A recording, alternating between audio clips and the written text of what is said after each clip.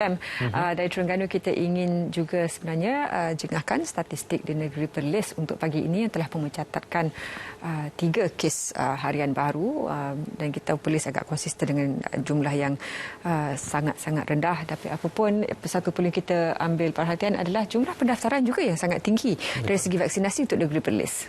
Untuk pendaftaran yang juga tinggi dan juga jumlah pemberian yang semakin tinggi saban hari juga telah pun menunjukkan bahawasanya program imunisasi COVID-19 kebangsaan di negeri Perlis juga berada pada satu tahap dan juga satu laluan yang boleh dikatakan sebagai laluan yang positif.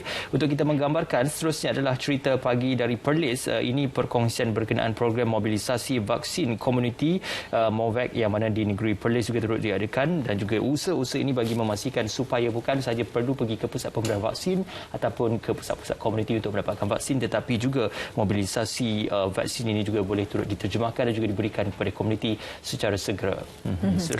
Dan terus bersama pelapor di lokasi untuk laporan khas dari Perlis, silakan.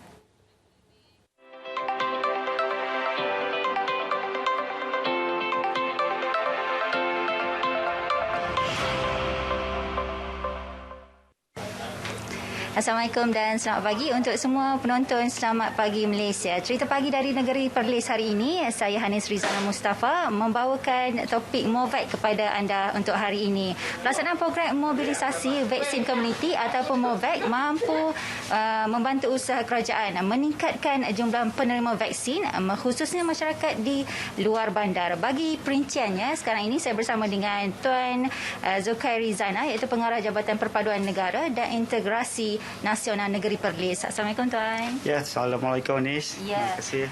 Untuk pelaksanaan program mobilisasi vaksin komuniti MOVAC ini, bagi menyokong program komunisasi COVID-19 kebangsaan, boleh Tuan perincikan mengenai MOVAC ini?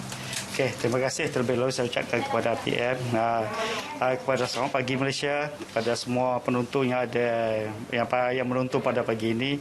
Sebenarnya MOVAC ini adalah program sokongan daripada Kementerian Perpaduan Negara bersama dengan KPKT dan dengan kerjasama kerajaan tempatan di Perlis ini.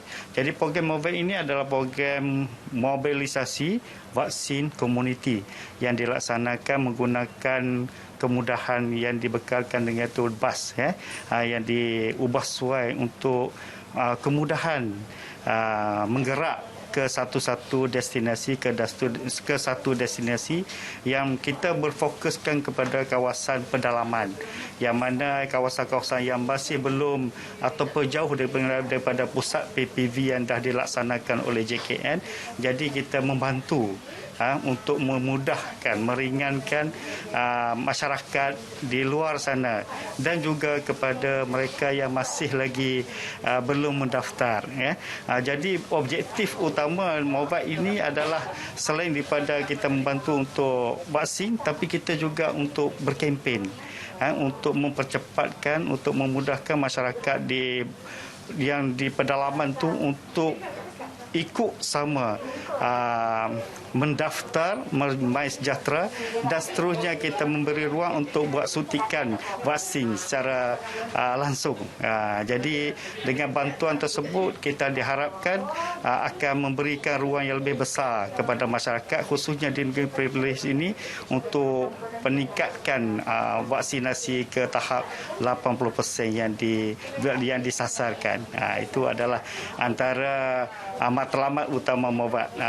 Selain itu, kita juga di sini kita menggunakan sepenuhnya kawasan rukun tetangga. Kawasan rukun tetangga ini memainkan peranan untuk mencari penerima-penerima vaksin ini bersama dengan JKK, ADUN, ESKO, semualah yang terlibat dalam kawasan supaya menyenaraikan penerima-penerima yang masih lagi belum lagi mendaftar, supaya kita membantu memudahkan kerja diorang, dan akhirnya kita akan terus mendaftar dan untuk mendapatkan vaksin di hari yang kita tetapkan. Seperti hari inilah, ini adalah pilot terintis di negeri Perlis sebagai permulaan. Baik Tuan, jadi saya difahamkan juga pusat pemberian vaksin bergerak ini akan menyeluruh di negeri Perlis ini. Jadi kita nak tahu juga selepas ini destinasi seterusnya di mana? Ya, ini sebenarnya kita dah senaraikan tempat-tempat yang strategik ya, yang meliputi kawasan-kawasan parlimen, yang mana di Kanga kita pilih 2 kawasan, di Parlimen Arau 3 kawasan dan Parlimen Padang Besar 3 kawasan. Kalau ikutkan kami KPN ni, Jabatan Paduan ni, kita kalau boleh kita nak sebanyak mungkin kita nak bantu untuk meningkatkan proses pendaftaran dan vaksinasi di komuniti di Perlis, tetapi kekangan staffing di JKN yang mana akhirnya kami terpaksa memerlukan bantuan daripada Unimed dan UiTM bagi proses vaksinasi pada hari ini. Ya. Jadi Tuan, kita sekarang ni pun Perlis kini sedang mengambil alih kita ke arah ke fasa ketiga, di mana pemulihan negara dan juga salah satu indikator tumpuannya adalah vaksin bagi golongan dewasa. Bagaimana Tuan melihat perkembangan vaksin di negeri Perlis sekarang? Terima kasih Enis. Sebenarnya sasaran kami memang di kalangan orang dewasa. Kalau ikutkan sasaran yang kami laksanakan hari ini, yang kita minta pun senarai-senarai daripada masyarakat adalah di atas umur 40 tahun.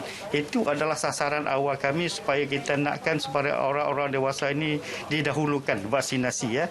Selepas itu jika kata di kawasan itu dah mula berkurang orang dewasa, baru kita turunkan kepada umur 20 dan akhirnya ke 18 tahun.